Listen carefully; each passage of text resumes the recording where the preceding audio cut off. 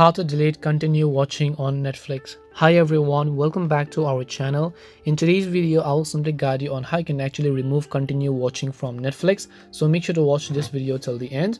If you'd like to remove the continue watching series from Netflix, let's say a movie or a particular show, just first of all open up Netflix. Then you want to log into one of your profiles, right?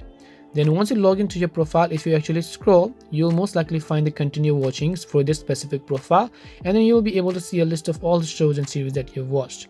Basically what you want to do is just tap the three dots icon next to the show that you want to delete, and then right over here at the bottom you'll find the option called remove from row. You just want to make sure to tap on the option. It'll ask you to remove this title, so just tap on OK, and the profile and the show will be successfully deleted, and you can repeat the process for all the other shows that you want to remove from continue watching. This is how you can delete from continue watching on Netflix. We hope the video was really helpful, and if it did help you, make sure to leave a like and subscribe to our channel. If you have any questions, feel free to leave them down. Thank you very much for watching, and see you in the next video.